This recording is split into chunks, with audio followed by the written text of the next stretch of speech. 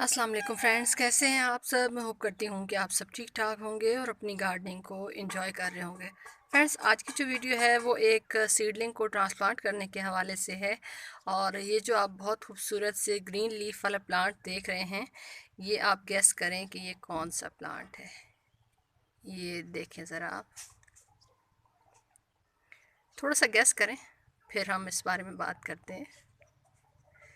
ये देखें, ये जो प्लांट आप देख रहे हैं ये टच मी नॉट या छुई मुई का प्लांट है। और इसकी जो सीडलिंग है आज मैं आप लोगों के साथ ट्रांसप्लांट करना शेयर करूंगी। कुछ एरियाज़ के हिसाब से ये परमानेंट प्लांट है, लेकिन हमारे यहाँ ये परमानेंट प्लांट्स में शुमार नहीं होता, क्योंकि जितनी हमारे यहाँ सर्दियों में सर्दी पड़ती है उसकी वजह से ये प्लांट जो है वो बच नहीं पाता। तो फिर उसके लिए बेटर ऑप्शन ये है कि आप जो है वो इसके सीड्स कलेक्ट कर लें और हर साल जो है वो फ्रेश इसके प्लांट्स जो है वो आप रेडी करें। तो इस प्लांट की भी एक छोटी सी स्टोरी है, वो मैं आप लोग के साथ शेयर करना पसंद करूँगी कि ये जो प्लांट है ये मैंने अपने बेटे की फरमाइश पे जो है वो ग्रो किया है। मेरा बेटा जो है वो छुई मुई को बहुत ज़्यादा पसंद करने वाला बच्चा है, क्योंकि आम तौर पे जो बच्चे हैं वो बहुत ज़्यादा पसंद करते हैं इस चीज़ को। ख़ास तौर पे जब वो इसको इस तरह से टच करते हैं और उनके लीफ इस तरह से इकट्ठे हो जाते हैं। फ़र्स्ट टाइम इसको मेरे बेटे ने नर्सरी में देखा था, और वो पास से गुजरा तो ये एकदम से इस तरह से इसके लीफ इकट्ठे हो गए। तो उसको कुछ अजीब सा लगा, कहता है मम्मा ये वाला पौधा जो हम लेके आते हैं। अच्छा, मैं लेके आई, फर्स्ट टाइम मैंने भी ग्रो किया था इसका, मुझे कोई ख़ास आइडिया नहीं था कि इसकी ग्रोथ किस तरह से होती है। कुछ थोड़ी सी मुझसे मिस्टेक्स हुई तो ये प्लांट मेरे पास फिर चल नहीं पाया। लेकिन ये है कि फिर मुझे इसके सीड्स मिल गए। तो अब ये है कि थोड़ी बहुत नॉलेज भी अल्हम्दुलिल्लाह आ गई है कि इसको किस तरीके से आगे लेके चलना है। तो फिर मैंने कहा चलें बेटा, आपको भी खुश करते हैं और एक थोड़ा सा डिफरेंट, इसे शर्मीला पौधा भी कहते हैं, नर्सरी वाले इसे शर्मीला पौधा कह के सेल करते हैं। तो आज हम शर्मीले पौधे की थोड़ी सी केयर के हवाले से आप लोगों के साथ शेयर करेंगे। तो ये जैसा कि मैंने आप लोगों के साथ शेयर किया है कि कुछ एरियाज़ में ये बिल्कुल परमानेंट होता है और कुछ में ये सीजनल उगाया जाता है। तो बहुत आसानी के साथ आप इसको सीड से ग्रो कर सकते हैं। कटिंग के हवाले से मैंने कभी ग्रो नहीं किया, तो मुझे आइडिया नहीं है कि आया ये कटिंग से भी ग्रो हो जाता है या नहीं हो जाता। तो इसको मैंने ये जो 4 से 6 इंच का मेरा पॉट है, इसके अंदर मैंने इसके सीड्स लगाए थे। तो अब इसकी जो प्लांट्स हैं, सीडलिंग है, वो रेडी हो गई है। तो इसको अब मैं ये एक मेरे पास थर्मोपोर का बॉक्स है, इसके अंदर मेरे पहले कुछ और प्लांट्स लगे हुए थे, उनको मैंने निकाल के, तो यहाँ पे थोड़ा सा मिली बग का अटैक था तो मैंने अच्छे से स्प्रे किया है। सॉइल के अंदर भी वो जो मेडिसिन मैंने आप लोगों के साथ शेयर की थी, सॉइल के अंदर भी आप उस मेडिसिन का स्प्रे कर दें ताकि जो अंडे बच्चे इसके अंदर हों वो भी ख़त्म हो जाए। और सरफेस के ऊपर तो हमने स्प्रे करना ही करना है। तो मैंने कहा फ्रेश प्लांट लगाने से पहले बेहतर है कि मिट्टी को अच्छे से चेक कर लें कि मिट्टी में अगर किसी किस्म का कोई पेस्ट वगैरह है तो उसको पहले से हटा के फिर उसके बाद आप प्लांट लगाएं। वैसे इसको कोई इतना ख़ास फ़र्क नहीं पड़ता इस प्लांट को, लेकिन यह है कि हमें जो एहतियाती तदबीर है वो लाजमी करनी चाहिए। तो अब इसके अंदर जितने भी प्लांट्स हैं, इसके लिए मैंने थर्मोपोर का बॉक्स क्यों चुना है, क्योंकि मैं एक ही पॉट के अंदर या प्लांटर के अंदर ये सारा ग्रो करना चाहती हूँ। क्योंकि फिर अगर एक ही वैरायटी के आप काफ़ी सारे पॉट तैयार कर लेते हैं, फिर मेंटेन करना, संभालना, वो सारा बहुत मुश्किल हो जाता है। तो ये एक जो है वो इसकी डेप्थ इतनी है कि ये उसके लिए बहुत बेहतरीन है।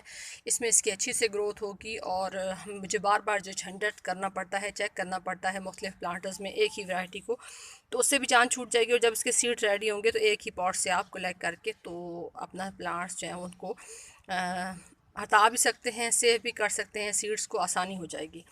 और इसके लिए जो सॉइल मैंने रेडी की है, वेल ड्रेन सैंडी सॉइल का इंतखाब लाजमी करें, क्योंकि इसके अंदर भी थोड़ा बहुत फंगस का इशू रहता है। ये जो प्लांट्स ख़त्म होते हैं वो फंगस की वजह से ख़त्म होते हैं, यानी जड़ें गल जाती हैं, तो फिर यह है कि प्लांट सर्वाइव नहीं कर पाते। बाकी ये है कि इसके अंदर गॉट मिन्योर भी थोड़ी बहुत शामिल है, मैं आपको दिखाती हूँ, ये देखें। तो गॉट मिन्योर के यही फ़ायदे होते हैं कि वो आहिस्ता आहिस्ता रिलीज़ करती है फर्टिलाइज़र। तो फिर यह है कि जितना प्लांट को ज़रूरत होता है वो मिलता रहता है। तो इसमें मज़ीद किसी किस्म का फर्टिलाइज़र ऐड करने की फ़िलहाल ज़रूरत नहीं है। तो अभी जो है इसका रूट बॉल निकालते हैं, तो फिर आप लोगों के साथ शेयर करती हूँ। तो ये जो है इसका रूट बाउल अब मैंने निकाल लिया है, और अभी थोड़ी देर पहले ही मैंने इसको पानी दिया है, तो इसलिए मेरी जो सॉइल है वो ऑलरेडी इसके अंदर गीली है। तो अभी जो है वो हम इसको इस तरह से करेंगे कि 2 से 3 प्लांट इस तरह से करके, ये देखिए ये एक प्लांट आ गया। इसी तरीके से बाकी प्लांट्स को भी, क्योंकि जैसे इसको आप टच करते हैं तो ये प्लांट बिल्कुल मुरझाने लग पड़ता है, तो इसीलिए इसको टच मी नॉट कहते हैं।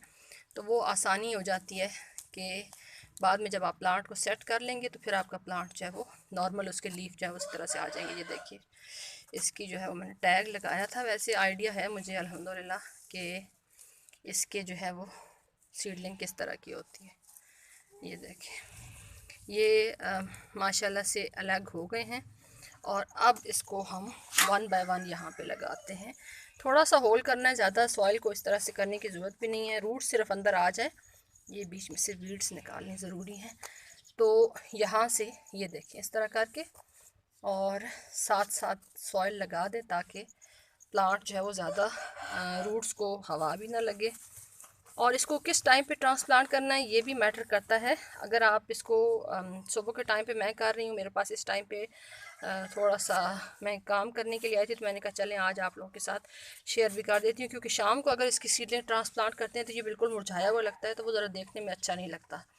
तो अभी जो है वो यहाँ पे लगाते हैं। अच्छा, इसके ऊपर बहुत खूबसूरत पिंक कलर के फ्लावर्स भी आते हैं। तो ये सिर्फ एक इस तरह से फोलिएज प्लांट में इसको आप शुमार नहीं कर सकते, बल्कि साथ साथ इसके अंदर फ्लावरिंग भी होती है और उसी फ्लावरिंग के बाद फिर इसके ऊपर सीड भी बनते हैं। और इसके फ्लावर्स बहुत खूबसूरत गोल गोल से, जिस तरह से छोटी तड़का मिर्च होती है या गोफरीना के जो होते हैं फ्लावर्स, उसी तरह से होते हैं। ये देखिए, और एक यहाँ पे लगा देते हैं। हमारे इस बॉक्स के हिसाब से ये बिल्कुल परफेक्ट सारे प्लांट्स आ गए हैं।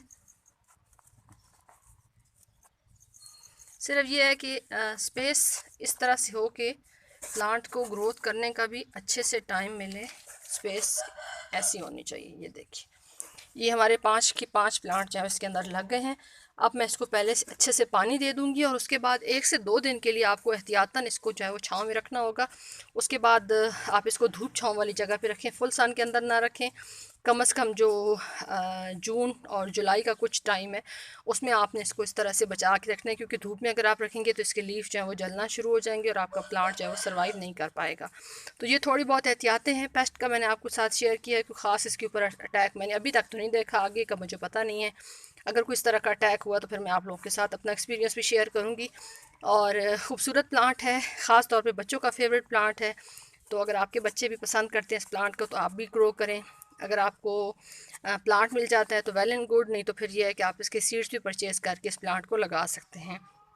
थोड़ा सा डिफरेंट और थोड़ा सा अलग तरह का प्लांट है, तो आपको अच्छा लगेगा। अगर आपने अभी तक इसको ग्रो नहीं किया तो अभी भी ग्रो कर सकते हैं। वीडियो अच्छी लगी हो तो वीडियो को लाइक कर दें, चैनल पे न्यू हो चैनल को सब्सक्राइब कर दें। आप सबकी वीडियो देखने का बहुत बहुत शुक्रिया। अपना ख्याल रखिएगा। अल्लाह हाफिज़।